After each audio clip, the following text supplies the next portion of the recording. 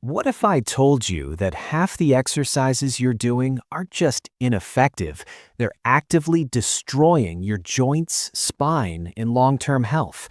From movements that guarantee injury to recovery mistakes that are sabotaging your progress, we're about to expose 30 ways your gym routine is quietly ruining your body. This isn't about gains anymore. This is about not being crippled by 40. Let's save your body before it's too late. Mistake number 1. Behind the neck shoulder press. Guaranteed rotator cuff destruction. Pressing a bar behind your neck forces your shoulders into extreme external rotation under load. This position compresses the rotator cuff tendons against bone, causing inflammation and eventual tears. Your shoulder joint isn't designed for loaded overhead movement in that position. Every rep is grinding your rotator cuff. Physical therapists see patients constantly who destroyed their shoulders doing this old-school exercise. The military press, bar in front, works the same muscles without the joint destruction. That behind-the-neck press you saw someone doing, they're on borrowed time before injury. You might feel fine now, but the damage is cumulative. By the time you feel the pain, the damage is done. Front press does everything without the cartilage grinding. Mistake number 2. Upright rows. Shoulder impingement in every rep. Pulling a barbell straight up to your chin with elbows high forces shoulder impingement. The space where your rotator cuff tendons pass gets compressed. This causes inflammation, bursitis, and eventual tendon damage. This exercise is biomechanically problematic for most people's shoulder anatomy. Some people can tolerate it, most can't and won't know until damage accumulates.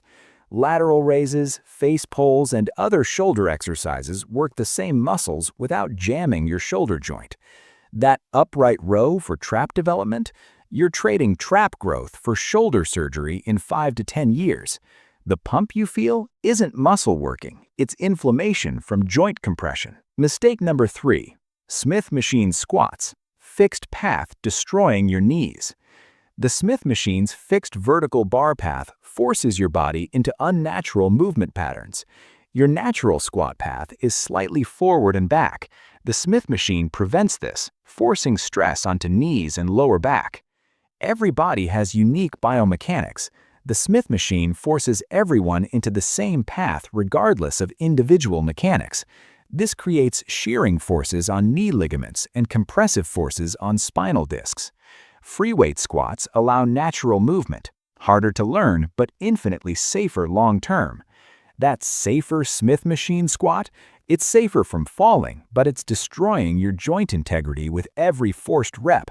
Your knees don't move in perfectly vertical lines. The Smith machine doesn't care. Mistake number 4. Leg extensions. Isolated knee destruction. Leg extensions create massive shearing force on the ACL and kneecap. The resistance is concentrated at the end of the lever, your ankle, with maximum force at full extension when your knee is most vulnerable. This exercise isolates the quad while removing all stabilizer involvement, creating unnatural stress distribution. Physical therapists use very light leg extensions for rehab. Heavy loading is asking for knee problems. Squats, lunges, and leg presses work quads with joint protective muscle coordination. Those heavy leg extensions for quad development? You're isolating your way to knee surgery. The movement isn't functional, the forces are destructive, and there are better alternatives for every goal. Mistake number 5. Good mornings with heavy weight. Spine compression lottery.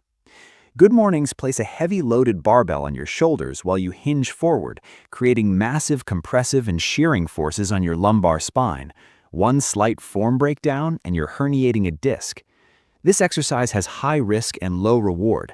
Romanian deadlifts, RDLs, work the same posterior chain with the weight in your hands, reducing spinal loading dramatically. The leverage disadvantage of good mornings means you're compressing your spine under significant load in a compromised position. That old school good morning exercise? Old school also had a lot of back injuries. Your spine is under enough stress from life. Adding hundreds of pounds in a bent-over position is gambling with your mobility. Mistake number 6. Sit-ups and crunches. Spine flexion damage over time. Traditional sit-ups and crunches involve repeated spinal flexion under load or tension. Your spine has a limited number of flexion cycles before disc degradation occurs. Crunches burn through them for minimal ab development. Back pain researcher Dr. Stuart McGill has shown that repeated spinal flexion is the exact mechanism that causes disc herniation in laboratory testing. Every crunch is one rep closer to disc problems. Planks, dead bugs, pow-off presses, and other anti-movement core exercises build stronger abs without spinal flexion. Those 500 daily crunches, you're not building abs, you're creating future back pain. Your spine flexes enough in daily life. Training should build the ability to resist movement, not create more flexion cycles. Mistake number 7. Kipping pull-ups, shoulder and spine destruction. Kipping pull-ups use momentum and hip drive to get your chin over the bar. This ballistic movement pattern creates massive forces on shoulders and spine with minimal muscle building benefit. The momentum multiplies forces. Your shoulder experiences 3 to 4 times your body weight in force at the bottom of the kip. This tears labrums, strains rotator cuffs, and causes shoulder instability. Strict pull-ups build actual strength. Kipping is a cardiovascular movement disguised as strength training. That CrossFit kipping pull-up letting you do more reps, you're trading quantity for joint destruction. The forces are violent, the benefits are minimal, and the injury rate is astronomical compared to strict pulling. Mistake number 8. Overhead squats for non-athletes. Unnecessary risk. Overhead squats require extreme mobility, stability, and coordination to perform safely. For 99% of gym-goers who aren't Olympic weightlifters or CrossFit competitors, they're unnecessary risk with no additional benefit over safer alternatives. The overhead position combined with squat depth creates multiple points of potential failure: shoulder mobility, thoracic extension, ankle mobility, core stability. Mess up any of them and you're injured. Regular squats build legs just fine. Overhead pressing builds shoulders separately without the complexity. That overhead squat showing off mobility, unless you're competing in a sport that requires it, you're just creating injury opportunities for Instagram. Risk should match reward. This has high risk, minimal reward for general fitness. Mistake number 9. Bench pressing with flared elbows, pec tear, and shoulder damage. Benching with elbows flared out perpendicular to your body puts shoulders in a vulnerable position and increases pec tear risk. The angle creates excessive stretch on pec tendons and compresses shoulder joint. Elbows should be 45 to 75 degrees from body, not 90 degrees. The elbows out cue is outdated advice that causes injuries. Proper bench press technique protects shoulders while allowing maximum strength and muscle development. That wide grip, flared elbow bench press you saw in bodybuilding magazines, that photo is from the steroid era when connective tissue was artificially strengthened. Natural lifters following that form are injury statistics waiting to happen. Tuck your elbows before you tear something. Mistake number 10. Training through sharp pain, confusing damage with growth. No pain, no gain has convinced people to ignore sharp pain signals during exercise. Sharp pain isn't muscle working, it's tissue damage warnings. Training through it creates chronic injuries that become permanent limitations. Muscle burn and discomfort are normal. Sharp, shooting, or joint pain are injury signals. The body isn't lying to you, it's screaming warnings you're ignoring. That sharp pain in your shoulder during pressing? That's not a weak muscle. It's damaged tissue telling you to stop. Chronic injuries begin as acute warnings you ignored. You can't tough your way through joint damage. That pain isn't weakness. It's your body trying to prevent permanent damage you'll regret in 10 years. Mistake number 11, not warming up properly. Cold tissue injury risk. Jumping straight into heavy lifting with cold muscles, tendons, and joints dramatically increases injury risk. Tissue needs warmth and blood flow to handle loads safely. A proper warm-up isn't cardio, it's progressive loading through full range of motion. Start with empty bar, gradually add weight, prepare movement patterns. 5 minutes on a bike doesn't prepare your shoulders for pressing or your spine for squatting. Those people loading 315 on the bar for their first squat set, they're Russian roulette with their lower back. Warm tissue is pliable tissue. Cold tissue tears.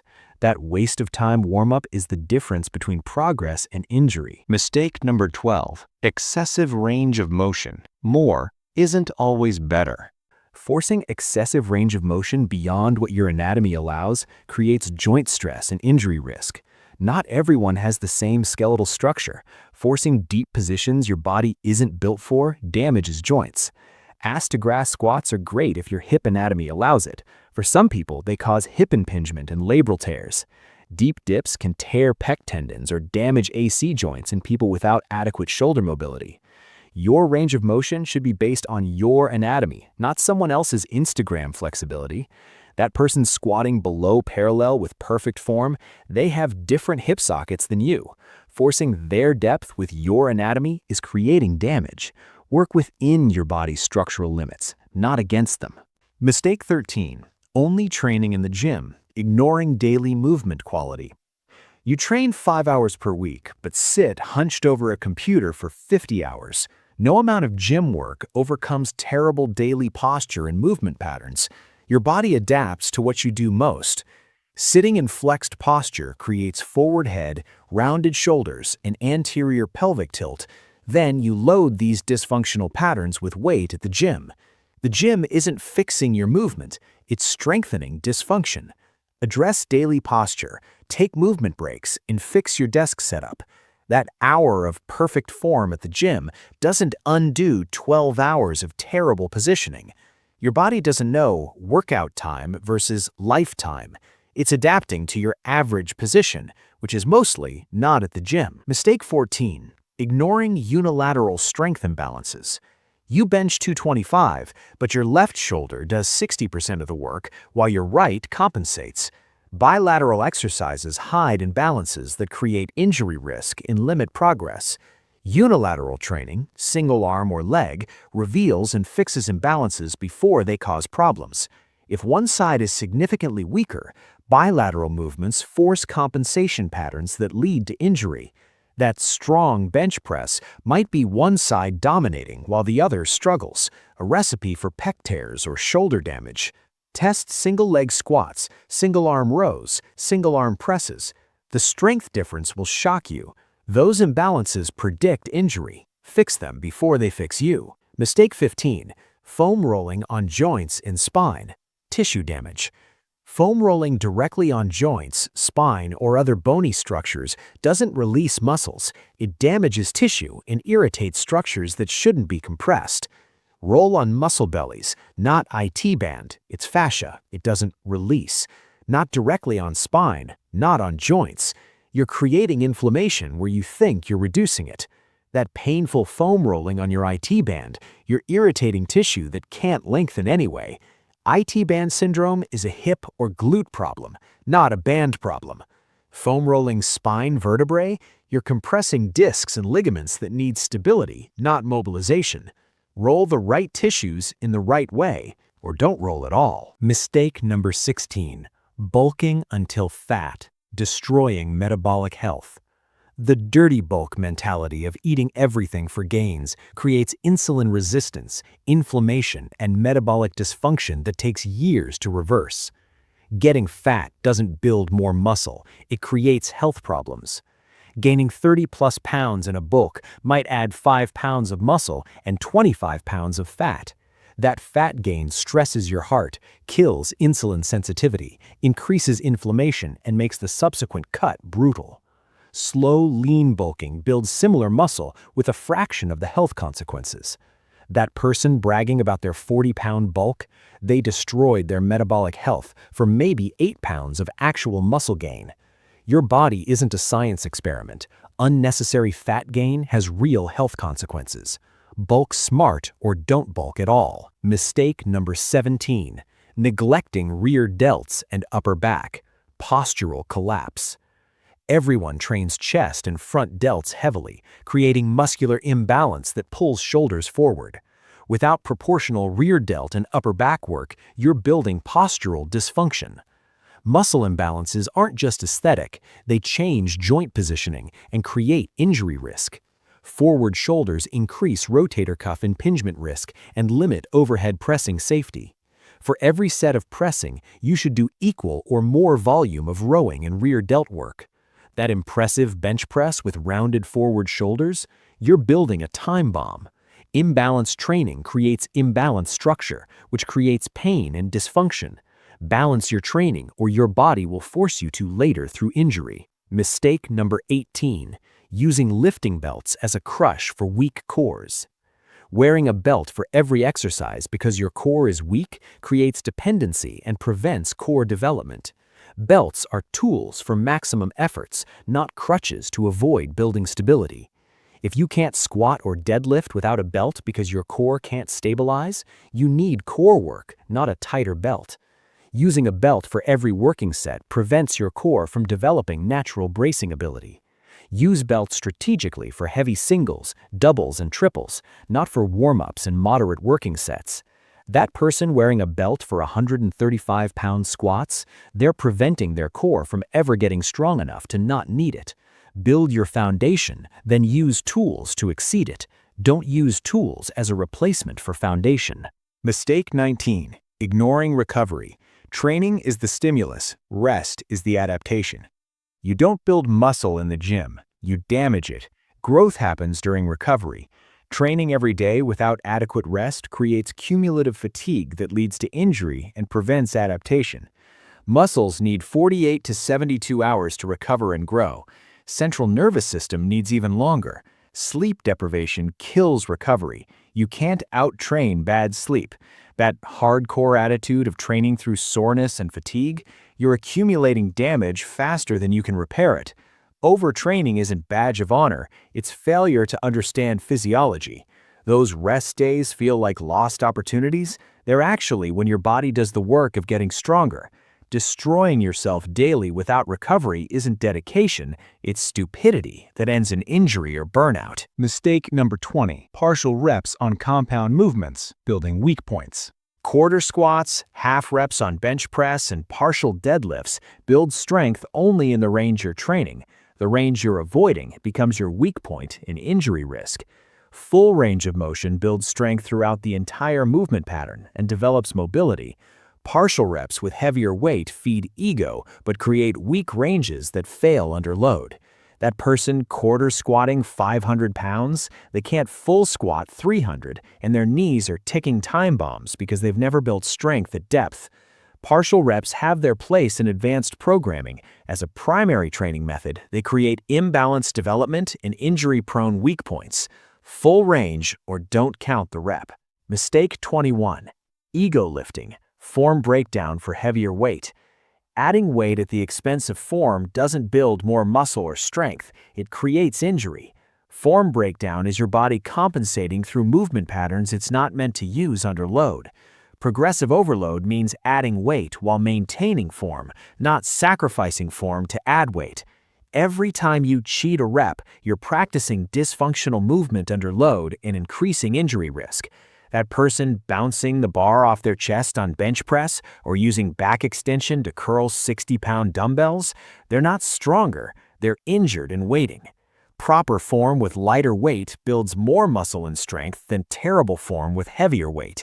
Your ego wants big numbers, your body wants safe movement. Choose your body, it's the only one you get. Mistake number 22, not training legs because they're naturally big.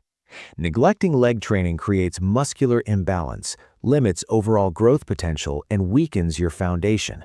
Legs are half your body. Ignoring them is ignoring half your potential. Lower body training stimulates systemic adaptation, hormonal responses, neural drive, overall strength. Skipping legs limits your upper body progress too. Your body knows when development is imbalanced and limits further adaptation. That person with huge upper body and chicken legs, they've limited their overall growth potential and created injury risk through imbalance. Plus, weak legs mean weak foundation. Your spine sits on your legs. Weak legs mean compromised spine stability. Skip leg day enough, and your knees and back will force you to address it through injury. Mistake number 23, static stretching before lifting, reducing force production. Holding static stretches before training temporarily reduces force production and power output. You're literally making yourself weaker before lifting. Static stretching before activity increases injury risk and decreases performance. Dynamic warm-ups prepare the body. Static stretching should happen after training, when muscles are warm. That 20-minute stretching routine before squatting, you're reducing your squat strength before you start. Save static stretching for post-workout when it actually improves flexibility without performance cost. Pre-workout stretching is counterproductive. You want muscles ready to produce force, not temporarily lengthened and weakened. Mistake number 24, not tracking progress, flying blind. Working out without tracking sets, reps, and weights means you can't ensure progressive overload. You're guessing instead of systematically building. Progress requires measurable improvement over time. Without tracking, you repeat the same weights indefinitely, wondering why you're not growing. That "I just go in and feel it out" approach, it guarantees lack of progress. You can't manage what you don't measure. Professional athletes track everything. You should too. That lack of notebook or app for tracking, it's guaranteeing you'll spin your wheels indefinitely, working hard but going nowhere because you're not systematically increasing demands on your body. Mistake 25. Training abs every day. Overtraining small muscle groups. Abs are muscles like any other. They need recovery. Training them daily prevents recovery and limits development. More isn't better when it comes to frequency. Abs get worked during compound movements, squats, deadlifts. Direct ab work 2 to 3 times per week is plenty. Daily ab work creates overuse, prevents recovery, and limits growth. That abs every day routine, you're preventing them from ever recovering enough to grow. Muscles grow during rest, not during training. Your abs aren't special. They follow the same rules as every other muscle. Work them hard, let them recover, repeat. Working them into the ground daily is counterproductive. Mistake 26. Wearing improper footwear. Unstable foundation. Squatting or deadlifting in running shoes with soft, cushioned soles creates instability and reduces force transfer. Your foundation is squishy, reducing your ability to produce force. Lifting requires stable, flat, hard soles, weightlifting shoes, Chuck Taylors, or barefoot. Running shoes compress under load, creating instability that your body compensates for through other joints. That compression wastes force and increases injury risk. Those cushioned running shoes you're squatting in, every pound on the bar is compressing your shoes, making your foundation unstable. It's like squatting on a mattress. You can't generate maximum force from an unstable foundation. Proper shoes or you're training with built-in handicap and injury risk. Mistake 27. Dehydration during training. Performance and injury risk. Dehydration reduces performance, increases injury risk, and impairs recovery. Your muscles are 75% water. Dehydration affects force production and increases muscle strain risk. Even 2% dehydration reduces strength and endurance significantly. Your joints need hydration for proper lubrication. That "I don't drink during workouts" mentality, you're sacrificing performance and increasing injury risk for no benefit. Drink water before, during, and after training. Dehydration also impairs nutrient delivery and waste removal. You're hurting recovery too. That dry mouth and dark urine, your body's screaming that you're compromising performance and health. Water isn't optional. It's required for every physiological process, including muscle contraction and recovery. Mistake number 28. Doing cardio before strength training, depleting energy needed for strength training. Your lifting performance suffers, limiting muscle and strength development. Strength training should come first when energy and focus are highest. Cardio after lifting or on separate days optimizes both. That pre-lifting cardio session, you're sabotaging your strength work before you start. Muscle building is more important for body composition than cardio. Prioritize it by doing it first when you're fresh. Cardio when tired is fine. Lifting when depleted prevents you from lifting heavy enough to stimulate growth. Do first things first, and strength training is first. Mistake number 29. Not addressing mobility limitations. Building on dysfunction. If you lack the mobility to reach positions safely, loading those positions creates injury.